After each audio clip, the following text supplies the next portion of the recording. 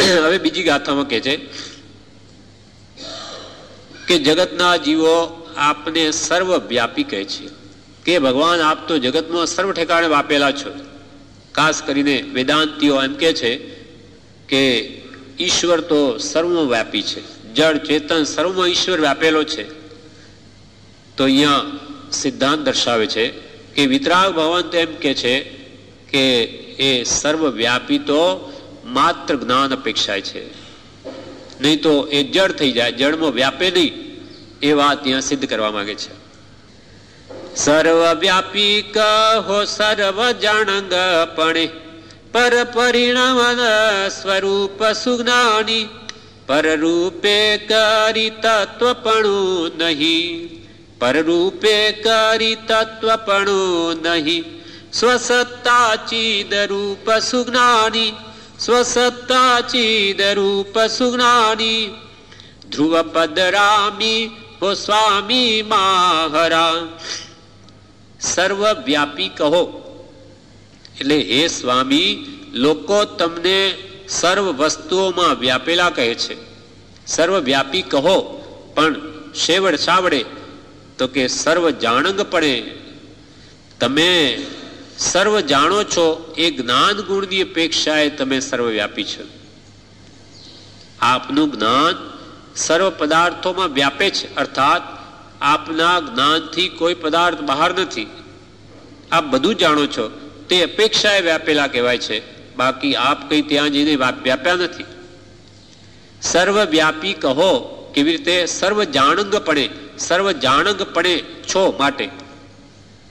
પર પરિણમન સ્વરૂપ પણ પર વસ્તુમાં પરિણમન પામવા રૂપે નથી, પર પરિણમન સ્વરૂપ રૂપે નથી. તમે પર વસ્તુમાં પરિણમ્યા નથી, તમારું જ્ઞાન જાય છે, જ્ઞાનમાં જણાય છે, બાકી તમે કઈ પર વસ્તુ રૂપે પરિણમ્યા નથી. તમે તો તમારા સ્વસ્વરૂપમાં જ છો. પર પરિણમન સ્વરૂપ પર રૂપે કરી તત્વપણું નહીં. જો પર વસ્તુ રૂપે પરિણમન પર રૂપે કરી તત્વપણું નહીં, એટલે પર વસ્તુ રૂપે પરિણમવાથી તો આત્મત્વપણું જ રહેતું નથી. તમે જો પર વસ્તુ રૂપે જો પરિણમી જાઓ તો તમારું આત્મત્વ નાશ થાય, એટલે કે ચેતનતા મટી જાય, જડ થઈ જાઓ. પર રૂપે કરી તત્વપણું નહીં. જો પર રૂપે પરિણમી જાઓ તો પછી તત્વ ક્યાં રહ્યું? આત્મતત્વ નાશ પામ્યું.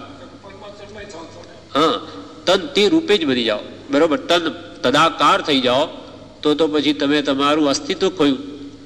એમ પર રૂપે તો પછી આત્મતત્વપણું રહે નહીં. પર રૂપે કરી તત્વપણું નહીં, કેમ કે સ્વસત્તા ચિદરૂપ, પોતાની જે સત્તા છે, આત્મસત્તા, તે તો ચિદરૂપ છે, જ્ઞાનરૂપ છે. અને એ જ્ઞાન ગુણનો આત્મામાંથી કોઈ કાળે નાશ નહીં થાય, ત્રિકાળમાં નહીં થાય. એવો આત્માનો સ્વભાવ છે. જ્ઞાન દર્શન મુખ્ય ગુણ છે અનંત ગુણોમાં. તેનો તો પછી નાશ થઈ જાય જો પરરૂપે પરિણમો તો. માટે તમે જ્ઞાન અપેક્ષાએ પરિણમો છો, બાકી પોતાનો સ્વભાવ મૂકીને પરિણમન સ્વરૂપ થતા નથી. અને સ્વરૂપે થાઓ તો તમારું તત્વ પણ નાશ પામે. અને તત્વ જ્ઞાન, આત્માનું જ્ઞાન એક દેહ છે. પરરૂપે કરી તત્વપણું નહીં, સ્વસત્તા ચિદરૂપ. અર્થમાં કહે છે, આપ સર્વજ્ઞ છો, તેથી કેટલાક આપને સર્વવ્યાપી કહે છે. સર્વજ્ઞ, જ્ઞ એટલે જાણુપણું. આપનું જ્ઞાન સર્વ પદાર્થને જાણે છે, તે અપેક્ષાએ તમને સર્વવ્યાપી કહે છે. આપ સર્વજ્ઞ છો, તેથી કેટલાક આપને સર્વવ્યાપી કહે છે. આ વાત કોઈક રીતે સત્ય છે. અર્થમાં કહ્યું, આ વાત કોઈક રીતે સત્ય છે, એટલે કે જ્ઞાન અપેક્ષાએ સર્વત્ર વ્યાપેલા છો, એ દ્રષ્ટિએ વાત બરાબર છે.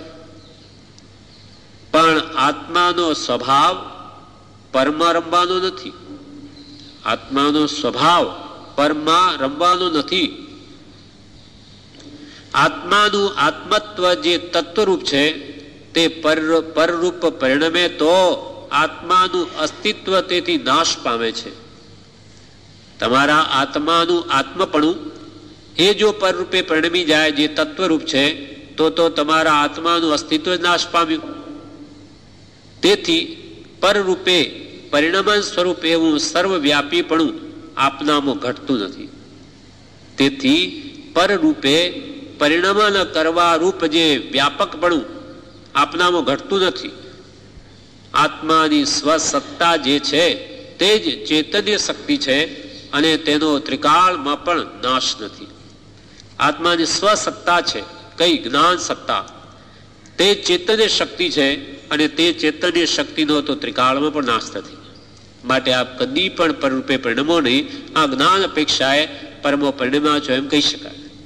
એટલે એ સિદ્ધાંત ખોટો છે. જે વેદાંતિ માને કે બધામાં પરિણમેલા નથી, એમનું જ્ઞાન પરિણમે છે. જ્ઞાન સર્વજ્ઞ હોવાથી બધું જાણે, તેથી એ પરિણમેલા કહેવાય, બાકી ક્યાંય પરિણમેલા નથી. એ તો પોતાના અસંખ્યાત પ્રદેશમય આત્મા છે તેમાં જ રહેલા છે.